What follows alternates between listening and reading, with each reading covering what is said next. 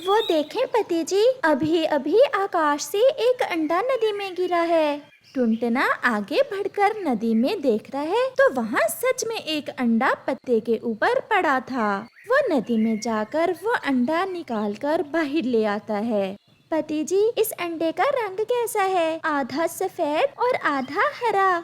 हाँ टूनी, ऐसा अंडा तो मैंने भी पहले कभी नहीं देखा। ये तो सच में बहुत अजीब है, मानो जैसे किसी और ग्रह का हो।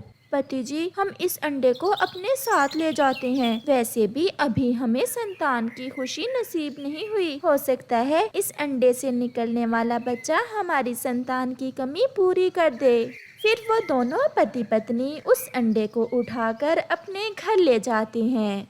थोड़े दिनों बाद वो अंडा फूट जाता है और उसमें से निकलने वाले बच्चे को देख टूनी और टुनटुना दोनों बहुत हैरान होते हैं, क्योंकि उस बच्चे का आधा शरीर तो तोते जैसा था और आधा कबूतर जैसा, और उसकी आंखें गहरी लाल रंग की थीं। टूनी, मुझे तो ये किसी एलियन पक्षी का बच्चा लग रहा है। मुझे भी ऐसा ही लग रहा है, लेकिन अब ये हमारा बच्चा है, हम इसका पालन पोषण बहुत अच्छे से करेंगे। लेकिन टूनी, हम इस बच्चे को बाकी जंगल के पक्षियों से बचा कर रखेंगे। अगर किसी को पता चल गया तो सब पक्षी इस एलियन पक्षी की जान के दुश्मन बन जाएंगे। हाँ, हम अपने बच्चे को सबसे छुपा कर ही रखेंगे। फिर ऐसे ही कुछ दिन गुजर जाते हैं। वो बच्चा भी अब थोड़ा बड़ा हो गया था। वो एलियन बच्चा भी अब टूनी और टुनटुने को ही अपना माता पिता समझता था। उस बच्चे ने तो टूनी और टुनटुने से बोलना भी सीख लिया था। मम्मा, आज मैं पापा के साथ सो जाऊं? लेकिन मुझे तुम्हारे बिना नींद नहीं आएगी। मम्मा, बस आज की रात प्लीज। अच्छा बाबा, सो जाओ।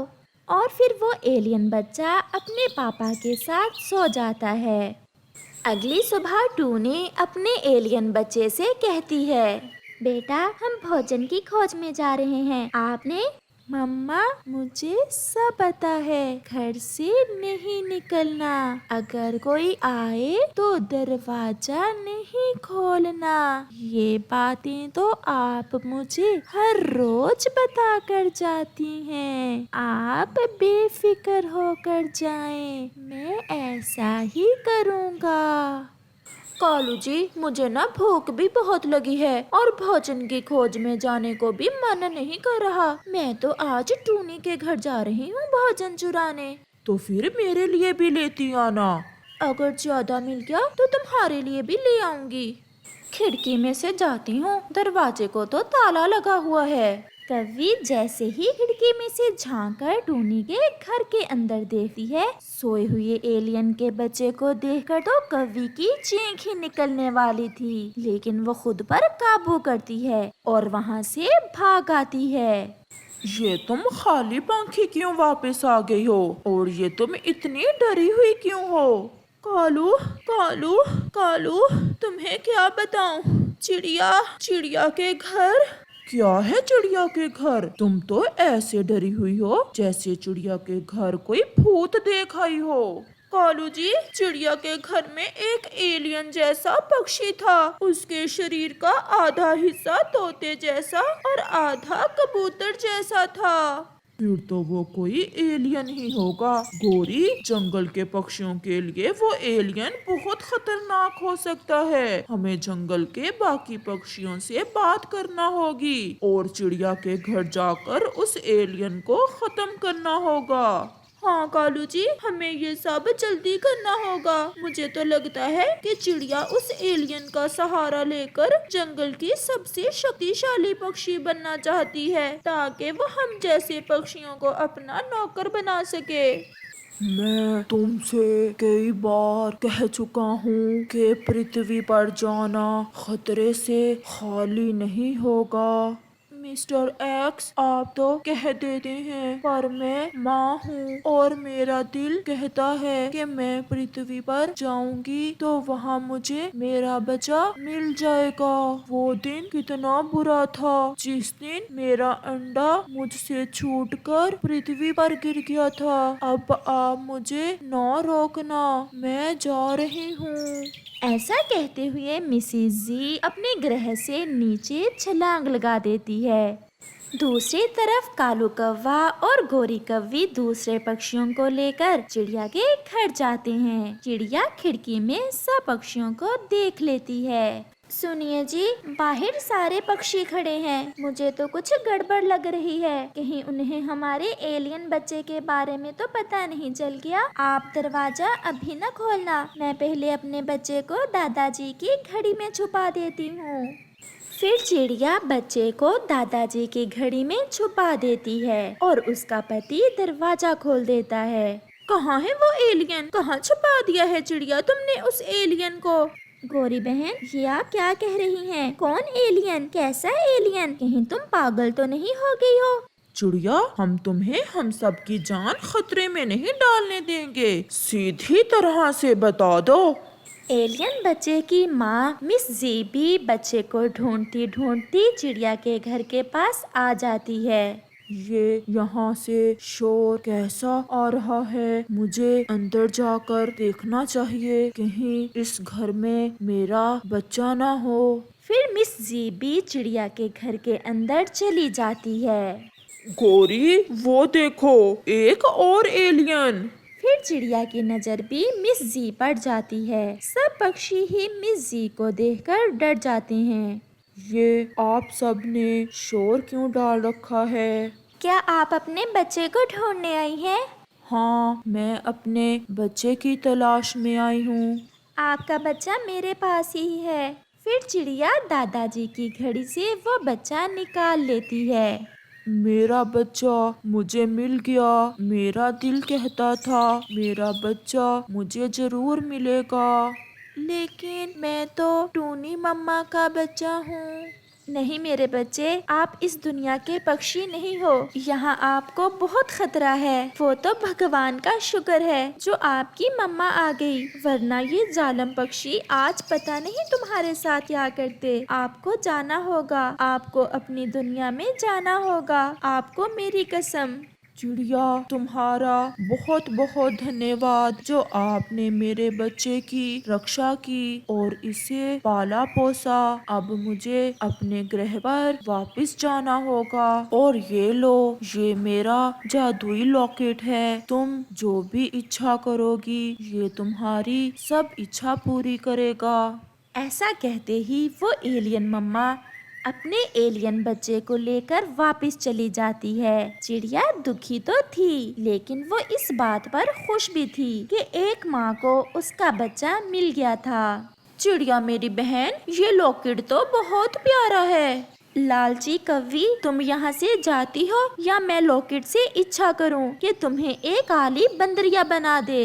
ये सुनकर ही कौवी वहाँ से भाग जाती है और फिर टूनी और टुनटना खुशी खुशी अपना जीवन बिताने लगते हैं। और कुछ अरसे बाद उस लॉकेट की शक्ति की वजह से उनके यहाँ भी प्यारा सा बच्चा आ जाता है।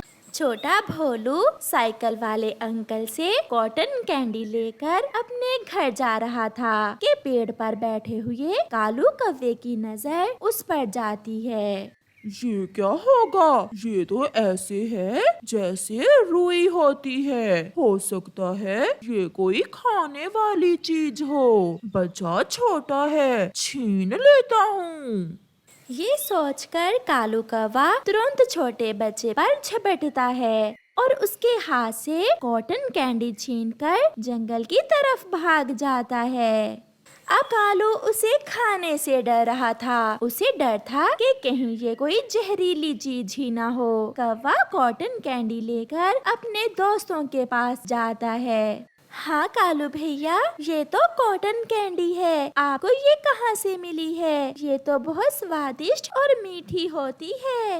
मैं भी खाऊंगा ये कॉटन कैंडी। हम सब मिलकर खाते हैं।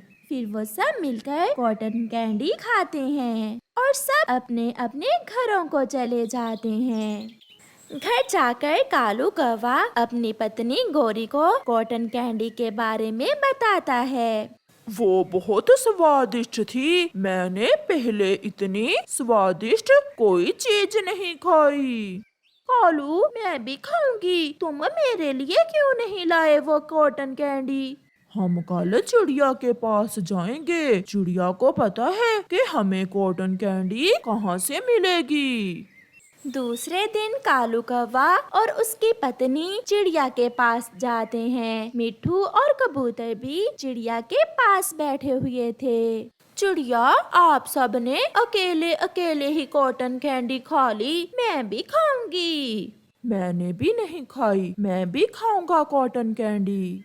कॉटन कैंडी तो हमें किसान की पत्नी ही दे सकती है। चलो हम सब मिलकर उसके पास जाते हैं। फिर वो सब पक्षी मिलकर किसान की पत्नी के पास जाते हैं। मगर मेरे पास तो पैसे नहीं है। साइकिल वाले अंकल पैसों के बदले देते हैं कॉटन कैंडी। आप हमें कोई उपाय बताएं। मेरा कॉटन कैंडी खाने को बहुत मन कर रहा है। आप सब ऐसा करें कि अपने जंगल से कोई दाना या कोई फल ले आए। साइकिल वाला अंकल चीजों के बदले में भी कॉटन कैंडी दे देता है। ये सुनकर वो सब बहुत खुश होते हैं। वो वापिस उड़ते हैं। मिट्ठू तोता जल्दी जल्दी अपने लिए एक अमरूद ढूंढ लेता है। चिड़िया को भी दाना मिल जाता है। कबूतर ने भी अपने लिए कुछ चनों के दाने ढूंढ लिए थे। मगर कौवों को अभी तक कॉटन कैंडी के बदले देने के लिए कुछ भी ना मिला था। कालू, अगर कुछ ना लेकर गए तो किसान की पत्नी हमें साइकिल वाले अंकल से कॉटन कैंडी नहीं लेकर देगी। गोरी, उपाय। मेरे पास एक उपाय है।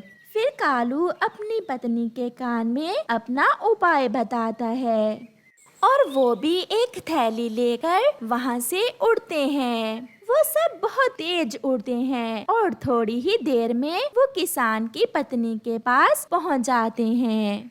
साइकिल की घंटी बजती है और कॉटन कैंडी वाले अंकल भी आ जाते हैं। किसान की पत्नी उसे बुलाती है। अंकल कैंडी वाले, इन पक्षियों के पास पैसे नहीं हैं। इनके पास खाने वाली चीजें हैं। आप ये चीजें लेकर इन्हें कॉटन कैंडी दे दें। मिट्ठू तोते, पहले आप अपना अमरूद दें। फिर मिट्ठू अमरूद के बदले चिड़िया और कबूतर भी अपने दानों के बदले कॉटन कैंडी ले लेते हैं। फिर आखिर में कौवे अपनी थैली देते हैं। इस थैली का बोझ ज्यादा है। लगता है इसमें ज्यादा दाने हैं। हाँ हाँ कैंडी वाले अंकल, अब जल्दी से हमें दो कॉटन कैंडी। मुझे जरूरी काम जाना है। मगर कैंडी वाला अंकल वो थैली खोल लेता है। उसमें तो कंकरियाँ और पत्थर थे। अपने दोस्तों के सामने कौवे बहुत शर्मिंदा होते हैं। कौवा, आपने धोखा किया। तुम नहीं सुधरोगे कौवा। मैं तो समझा था कि हम इंसानों में ही ऐसे बुरे इंसान होते हैं, मगर पक्षी भी ऐसे होते हैं। मुझे आज पता चला। सॉरी, मेरा कॉटन कैंडी खाने को बहुत मन कर रहा था। फिर कैंडी वाले अंकल दोनों कौवों को एक एक कॉटन कैंडी दे देते हैं। जैसे तुम पक्षियों में कुछ बुरे और कुछ अच्छे होते हैं, ऐसे ही हम इंसान भी सब एक जैसे नहीं होते। आप ये कॉटन कैंडी फ्री में ले जाएं। फिर पक्षी खुशी खुशी वापस जंगल चले जाते हैं।